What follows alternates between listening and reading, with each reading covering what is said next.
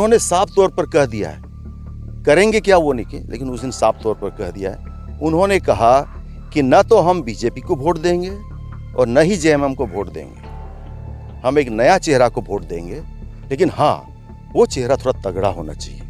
तो मैं तगड़ा होने की कोशिश कर वोटर का यहाँ जमाना है, कुछ लोग बीजेपी को देते आए हैं, कोई जेएमएम को देते आए हैं। तो जब मैं जाता हूँ लोग मेरी बातों को पसंद करते हैं और मेरे विजन को बहुत पसंद करते हैं, लेकिन अचानक उसको लगता है ये कहाँ से आ गया, ना तो बीजेपी का है ना तो जेएमएम का है, ये नया आदमी जीतेगा नहीं जीतेगा, वोट कटवा है क्या है।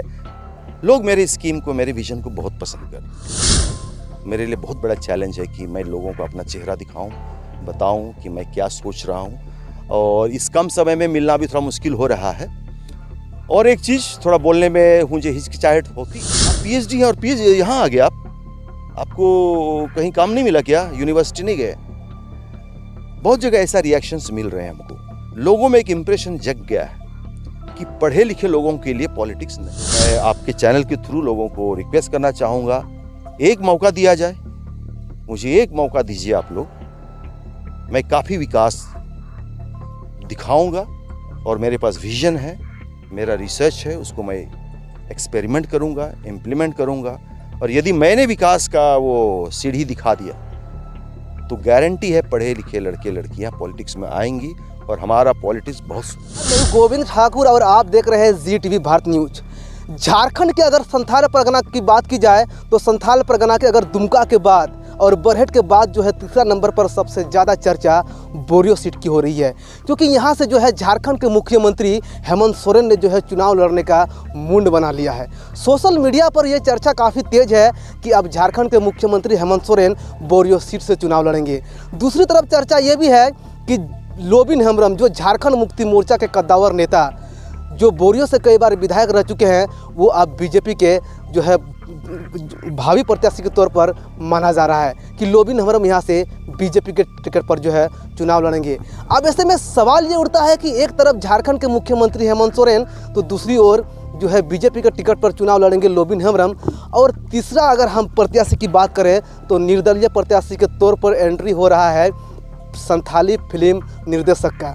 अब इसमें से सवाल ये उठता है कि आज की डेट की अगर बात की जाए तो संथाली फिल्म, अगर झारखंड की बात की जाए तो झारखंड में काफ़ी सारा फिल्म ऐसे रिलीज हुआ है। सोशल मीडिया का ज़माना है, सोशल मीडिया का युग है। युवा पीढ़ी आज का डेट में अगर बात की जाए तो नया चेहरा, नए चेहरे को अपना विधायक के रूप में वो देखना चाहते हैं। मेरे साथ जो है इनोसेंट सोरेन जी है, वो निर्दलीय प्रत्याशी के रूप में चुनाव लड़ेंगे। सर, सबसे पहले तो जी टीवी भारत न्यूज़ चैनल में आपका स्वागत है। धन्यवाद गोविंद जी। सर, आप बोरियो से चुनाव लड़ने की दावा ठोक रहे हैं, चुनावी दंगल में है। यहाँ से झारखंड मुक्ति मोर्चा से खुद हेमंत सोरेन, झारखंड के मुख्यमंत्री, चुनाव लड़ेंगे। बीजेपी का टिकट पर लोबिन हेम्ब्रम चुनाव लड़ेंगे। क्या लगता है आपको, आप निर्दलीय प्रत्याशी के तौर पर है, कितना समर्थन मिलेगा जनता का? देखिए, अभी तो घूमना मैंने भ्रमण शुरू किया है। मैं जहाँ भी जा रहा हूँ लोग एक चीज़ बहुत साफ साफ बोलते हैं। अब तक हम लोगों ने बहुत लोगों को देख चुका है। बेसिकली दो बड़ी पार्टियां हैं, जेएमएम और बीजेपी। बोलता है हम लोग 24 साल 40 साल से देख चुके हैं, चुनते तो हैं क्योंकि कहीं तो वोट देना ही पड़ेगा, लेकिन विकास तो हो नहीं रहा है, हमारे साथ कुछ हो ही नहीं रहा है। हाल ही में जैसे लास्ट टाइम ही आपको मैंने बताया था, मंझी परगाना बैसी एवन बैसी का मीटिंग हुआ बरहेट भोगनाडी में, तो मैं एज ए ऑब्जर्वर गया था देखने के लिए, समझने के लिए क्या है उनका। उन्होंने साफ तौर पर कह दिया है, करेंगे क्या वो नहीं किए, लेकिन उस दिन साफ तौर पर कह दिया है।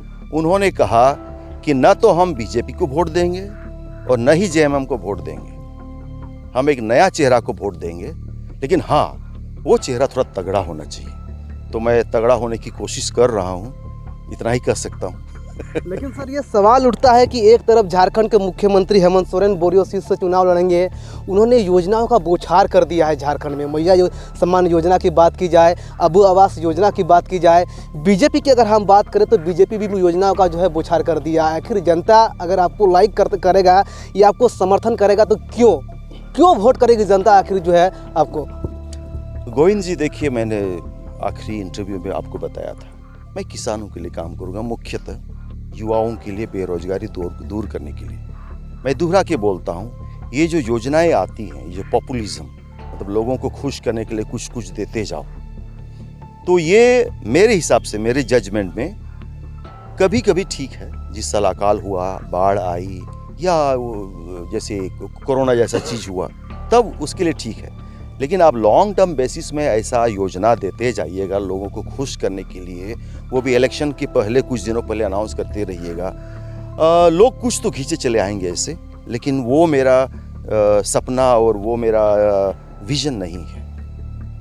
लोगों को मैं कैसे रोजगार दिलाऊं, किसान को उसको सिंचाई पानी दे करके, युवाओं को रोजगार, उसको बिजनेस अपॉर्चुनिटीज़ क्रिएट करके, प्रोसेसिंग इंडस्ट्री के बारे में आपको मैंने बताया था, कृषि से संबंधित बहुत सारे अवसर हैं जिसको लोगों ने एक्सप्लोर, मैंने कोशिश उसको समझने की कोशिश नहीं की है। तो ये सब चीज़ मैं लोगों को बतलाता हूँ, लोग समझ रहे हैं, समझने में समय लग रहा है, लेकिन क्या हुआ है ना, लोग ट्रेडिशनल वोटर हैं। यहाँ आपको मैंने बोल ही दिया कि क्या बोलते हैं, लिटरेसी रेट बहुत पुअर है, 50%, और यदि कुछ गांव में चले जाइएगा तो ऑलमोस्ट 60% इलिटरेसी जिसको बोलते हैं, मतलब स्कूल लोग नहीं गए हैं, तो वो सोचने की उतनी ताकत अभी नहीं आई है।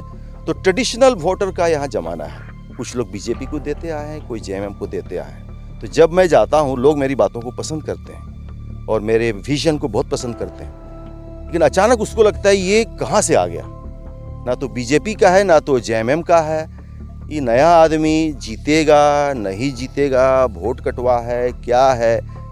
लोग मेरी स्कीम को, मेरे विजन को बहुत पसंद कर रहे हैं, लेकिन हाँ, जब चुनाव की बात आती है तो लोग चाहते हैं कि उसका अपना वोट ऐसा नेता को जाए जो जीते। लेकिन जीतते तो आए हैं 40 साल से, 24 साल से लोग तो जीतते आए हैं, जेएमएम जीतते आई है, हाल में बीजेपी जीत रही है, लेकिन जो विकास का दर मैंने जो आपको बताया, जो डेवलपमेंट इंडेक्स, उसके हिसाब से तो कुछ नहीं हुआ है, या हुआ भी है तो जनरल, आप समझते हैं ना, दूसरे का भी हुआ है तो हमारा भी थोड़ा थोड़ा हुआ है।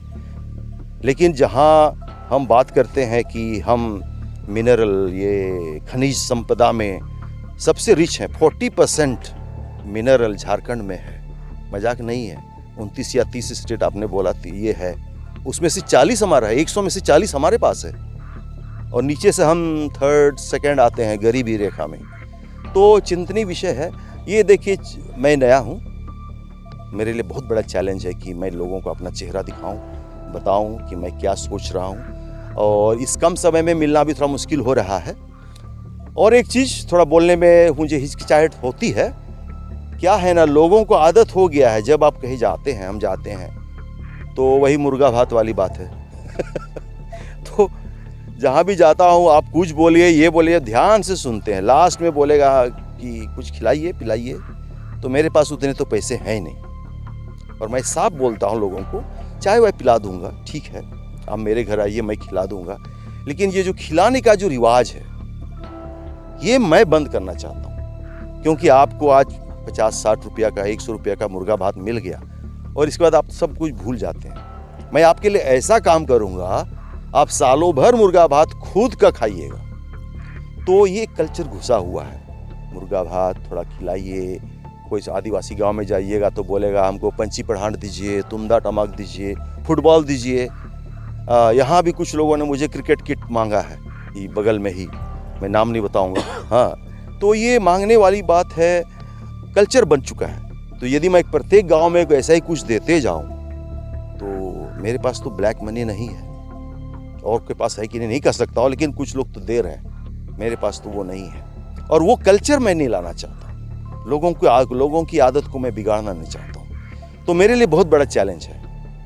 मैं अचानक किसी की आदत बदलती नहीं है, धीरे धीरे शायद लोग समझें। मेरे पास अभी 1-1.5 महीने का टाइम है, मैं समझता हूँ काफ़ी लोग इसको समझ लेंगे, और जीत और हार अपनी जगह है। मैं जीत और हार पर अभी उतना ध्यान नहीं कर रहा हूँ, जीतने की कोशिश ज़रूर करूँगा। लेकिन क्या होता है ना, मैदान में आना उतरना बहुत बड़ी बात है। मैं आपको बता दूं, बहुत जगह लोग हमसे सवाल कर रहे हैं, अरे आप पीएचडी हैं और पीएचडी यहाँ आ गए, आपको कहीं काम नहीं मिला क्या, यूनिवर्सिटी नहीं गए? बहुत जगह ऐसा रिएक्शंस मिल रहे हैं हमको। लोगों में एक इंप्रेशन जग गया है कि पढ़े लिखे लोगों के लिए पॉलिटिक्स नहीं है। लड़के भी हमको जितने लड़कों से मिलता हूँ वही भी बोलते हैं कि पॉलिटिक्स में पढ़े लिखे लोगों को पसंद नहीं किया जाता है, इक्के दुक्के आ जाते हैं, अलग बात। तो ये मेरे लिए भी बहुत बड़ा चैलेंज है कि मैंने एक निर्णय लिया है पॉलिटिक्स में आने का। मुझको देखकर अन्य पढ़े लिखे लोग, लड़के, जवान लड़के लड़कियां आए और पॉलिटिक्स में पढ़े लिखे लड़के लड़कियां विद गुड विजन यदि आए तो मैं समझता हूं हमारा झारखंड का पॉलिटिक्स या ये राजनीति जो है एकदम, क्या बोलेंगे, एकदम उड़ने लगेगी। ये one of the top state आ जाएगा हमारा। तो मैं इस चैलेंज के साथ भी आया हूँ, इस सोच के साथ भी। मैं यदि सामने आता हूँ पढ़ लिख करके तो दूसरे पढ़े के लड़कियों को भी एक हिम्मत मिलेगा, नहीं हम भी जा सकते हैं। और मैं आपके चैनल के थ्रू लोगों को रिक्वेस्ट करना चाहूँगा, एक मौका दिया जाए, मुझे एक मौका दीजिए आप लोग। मैं काफ़ी विकास दिखाऊंगा और मेरे पास विजन है, मेरा रिसर्च है, उसको मैं एक्सपेरिमेंट करूंगा, इम्प्लीमेंट करूंगा। और यदि मैंने विकास का वो सीढ़ी दिखा दिया तो गारंटी है पढ़े लिखे लड़के लड़कियां पॉलिटिक्स में आएंगी और हमारा पॉलिटिक्स बहुत सुधर जाएगा। लेकिन सवाल ये उठता है सर कि अगर बोरियो सीट की अगर हम कभी भी चर्चा करते हैं तो यहाँ पर आधा वोट झारखंड मुक्ति मोर्चा के हैं जो आदिवासी हैं और आधा से ज़्यादा वोट बीजेपी के हैं। लेकिन इसमें से सर आप निर्दलीय प्रत्याशी के तौर पर है, आपको क्या लग रहा है कि आपको ज़्यादा टक्कर किससे है? अभी कहना मुश्किल है। देखिए, लोग भी बोल रहे हैं और मैं भी आपको बता दूं, लोग बोल रहे हैं कि पार्टी कहाँ है, कहाँ है पार्टी? नाम का पार्टी है। हेमलाल कल जेएमएम था, चला गया बीजेपी, फिर वापस इधर। तो पार्टी कहाँ? आदमी तो बजा रहा है। ये क्या चेयर बोलते हैं उसको, म्यूजिकल चेयर हो गया है। लोबिन जेएमएम था, आज बीजेपी चला गया, फिर हो सकता है कल परसों आ जाए। चंपे भी जेएमएम था, चला गया बीजेपी, फिर आ सकता है। तो पार्टी कहाँ रह गई? पार्टी है ही नहीं। तो इसलिए मैं कैसे बताऊं कि मेरा चैलेंज किसके साथ है। यदि मैं बोलूँ जेएमएम, लोबिन दिमाग में आ जाएगा, चूंकि वो सिटिंग एमएलए हैं, वो तो चले गए बीजेपी में। यदि मैं बीजेपी की उधर बात करूं तो तालामा मंडी इधर आने की सोच रहे हैं। तो कहाँ है पार्टी, कहाँ? तो इसमें मैं यही कहता हूं लोगों से या आपके चैनल से भी लोगों को, अभी हम लोगों को पार्टी अपनी जगह है, ठीक है, सबका अपना अपना ये है, लेकिन व्यक्ति को भी देखा जाए, व्यक्ति को भी देखा जाए। तो मैं लोगों को बोलता हूं, मैं निर्दलीय हूं, किसी पार्टी से हूं नहीं। आप मुझे देखिए, मेरी बातों को सुनिए, मेरे विजन को देखिए।